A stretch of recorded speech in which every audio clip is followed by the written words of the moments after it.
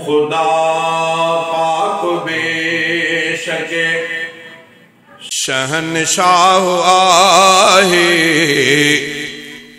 न असबाब जी रब के परवाह आहे। खुदा पाक बेशक शहनशाह आहे, न असबाब जी रब के परवाह आहे। खुदा पाक बेशक ओए बिना पीउ जे ईसा पैदा कयाई, ऐं उनखे अञा ताईं ज़िंदह रखियाई, ऐं उनखे अञा ताईं ज़िंदह रखियाई। हा ताक़त इहा रखंदो अल्लाह आहे, न असबाब जी रब के परवाह आहे। खुदा पाक बेशक शहनशाह आहे, न असबाब जी रब के परवाह आहे। खुदा पाक बेशक ओए बिना पुल जे मूसा कियां पार थी वियो, ऐं फिरऔन लश्कर सां गॾु गार थी वियो। ओए बिना पुल जे मूसा कियां पार थी वियो, ऐं फिरऔन लश्कर सां गॾु गार थी वियो। बणियो कंहिं गुलज़ार आड़ाह आहे, न असबाब जी रब के परवाह आहे। ओए मिठे मीर मुरसल खे रब हो घुरायो, करे पल में साईं वॾा सैरायो। न सॼी राति,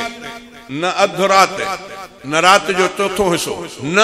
रात जे थोड़े हिस्से में। सुभान अल्लज़ी असरा बिअब्दिही लैलन मिनल मस्जिदिल हराम। लैला रात जे थोड़े हिस्से में। के चवंदा आहिनि 18 सालनि जी राति, ये ईअं ढकोस रात जे थोड़े हिस्से में। तॾहिं मूंखे यादि आहे त पुराणे वक़्त में असां वटि हादी बख्श भुट्टो ऐं जमालुद्दीन मरहूम नातख़वाननि जो वॾो टोलो, उहे हिकिड़ो शेर पढ़ंदा मेराज नामे जो, तव्हां ज़रूरु उनजो ॿुधो हूंदो। उहे ॿोल ॿोलींदा त मिठे मीर मुरसल ते सुहिणी सलात, पढ़ो मोमिनो प्यार मां ॾींहुं राति। उन में ॿोल ॿोलींदा त लॻुसि वक़्तु मेराज में एतिरो, लॻुसि वक़्तु मेराज में एतिरो, लुॾे पियो कड़ो हो गरम बिस्तरो।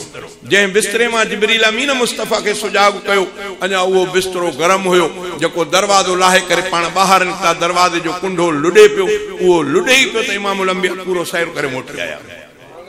रात जे थोड़े हिस्से, 18 सालनि जी राति ते त पोइ कमाल न आहे। राति जे थोड़े हिस्से में किन बुज़ुर्गनि लिखियो आहे त अल्लाह ताला जॾहिं हबीबनि करीमनि जे लाइ लाइन ठहंदी वई, हलंदा विया, जाम मुल्क थींदो वियो। चवंदा त रोड बिलाक थी वियो त बिलाक थी वियो। कुंडो जेकॾहिं हीअं लुॾे पियो, हिन जाइ ते अचूं, ख़ुदाई हुकुम जो त हिते बीह रह, इहो बीह रहियो। जॾहिं इमामुल अंबिया मोटी आया त हुकुम जो त हाणे वरी हली पओ, उहो वरी कुंडो लुॾणु शुरू थी वियो। माना हर शइ जाम ईअं बि ईंदो आहे। चई त मिठे मीर मुरसल खे रब हो घुरायो, करे पल में साईं वॾा सैरायो। समावात खां थियो गुज़रगाह आहे, न असबाब जी रब के परवाह आहे। ओए ॾिसो कहफ़ वारने खे रब हो सुम्हारियो, ऐं सदियुनि खां पोइ बे सलामत उथारियो। असहाबे कहफ कुरान पाक में भी इन नाले से सूरत सगोरिया किसो तमाम वडो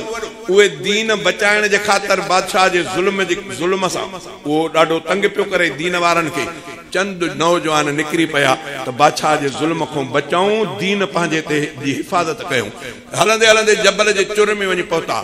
चवंदा हाणे थोड़ो दुश्मन जे नज़र को निकरी पिया आहियूं हाणे थोड़ो आराम भी कयूं वरी रात थे त निकरी हलंदासीं हाली थोड़ो सुकून कयूं सुम्ही पिया त सुम्ही पिया वरी केड़ी मल उठ्या त वरी ॾिठो हाणे चयूं त यार ॾाढो सुठो थियो आराम भी थियो थक भी भॼी पियो हाणे हिकिड़े माण्हूअ खे चऊं दादा हाणे हीअं कर तूं थोड़ो पाण जो ख्याल भी कर हे पैसा वठ शहर ओॾ हेठों आहे उन मां कुझु सौदो वठी आ त वरी रात जे पहर में निकिरूं पर ख्याल कजां मथां को सुञाणे वठ वर रात निकिरूं अञा उहो हेठि लही वियो वञी सौदो बोदो वरितई पैसा ॾिनई त दुकानदार चयो पैसा के छा आहे पैसा भाई पैसा त आहे नी कोन तूं काॾो खणी आयो पराव पैसा कंहिंखां न काॾो दादी ईअं वटि वड़ा कोशिशि थी वई हुकूमत खे इतला कयो उन्हनि चयो तूं काॾो पैसा आंदा भाई मां फलाणे इलाइक़े जो पैसा आहे चयो भाई पैसा त आहे नी कोन पोइ चवंदे पुराणे वक़्त में पैसा हूंदा छा चयूं पुराणे वक़्त में अरे बाबा होॾो असां रात निकिता हूं पुराणो वक़्त कीअं चऊं न बाबा न कुरान पाक तो हाणे ॿुधजो कुरान पाक तो चए त 309 साल रहिया घणा 309 सालन खां पोइ तरा ताज़ा इन्हनि खे इन जाइ ते न कंहिं केवल चक पातो न माकड़ो कन में वियो न मींहं इन्हनि खे ख़राब कयो न हवा इन्हनि जे मथां मिटी चाढ़ी न इन्हनि खे ॿी का तकलीफ़ थी न उस में तपश में छा थियो कीअं या रब जी कुदरत आहे मर्ज़ी त जीअं करे चई ॾिसो कहफ वारने खे रब हो सुम्हारियो ऐं सदियुनि खां पोइ बे सलामत उथारियो ऐं सदियुनि खां पोइ बे सलामत उथारियो ईअं भी खणा ईंदो रब साहो आहे न असबाब जी रब खे परवाह आहे हुआ धरात जो सिज उभारे सघे थो ऐं सिज हूंदे तारा ॾेखारे सघे थो ऐं सिज हूंदे तारा ॾेखारे सघे थो मञी जो न हीअ ॻाल्हि गुमराह आहे न असबाब जी रब खे परवाह आहे ओए बिना अमल अहमद के जन्नत जे ॾींदो त रब खां पुछण वारो आ केरु थींदो अमल कुछ भी ना जन्नत ॾेई छॾे त रब खां केरु पुछे हदीस में हिकिड़ो वाक़ियो ईंदो आहे इमाम लंबिया जे ख़िदमत में शख़्स आयो मुंहिंजा साईं मूंखे कलमो पढ़ायो साईं जन ख़ुशि थी पिया साईं जन कलमो पढ़ायो कलमे पढ़ण खां पोइ अर्ज़ु कयो त या रसूल अल्लाह हाणे जेकॾहिं मां हितां वञा तलवार खणी ओ हुत महाद ते जेके मुस्लमान काफ़रनि सां लड़नि था मां उन्हनि सां गॾिजी काफ़रनि सां वेठा मां शहीद थी वञा पोइ साईं जन फरमायो तुंहिंजी जाइ जन्नत आहे बसि उथियो तलवार खई मैदान कई थोड़नि काफ़रनि खे जहन्नम रसीद कई पाण शहीद थी वियो जॾहिं जनाज़ा इमामुल अंबिया जे आॾो आंदा विया तॾहिं साईं जन फरमायो त अचो तव्हांखे उहो माण्हू ॾेखारियो जन्नती जंहिं ज़िंदगीअ में हिकिड़ी नमाज़ बि न पढ़ी रोज़ो बि न रखियईं ख़ैर ख़ैरात बि न कयईं ज़कात बि न कयईं कोई ॿियो नेकीअ जो कमु न कयईं हेॾो कलमो पढ़ी होॾो तलवार खणी वियो हुते शहीद थी वियो अल्लाह ताला जन्नत ॾेई छॾियसि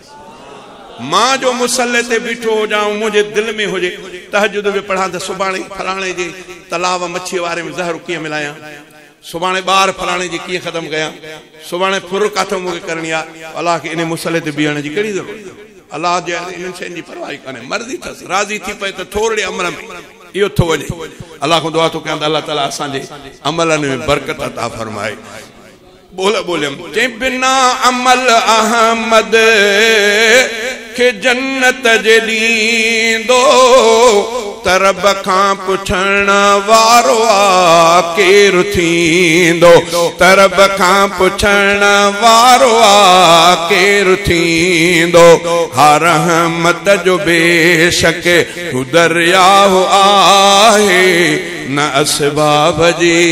रब के परवाह आहे।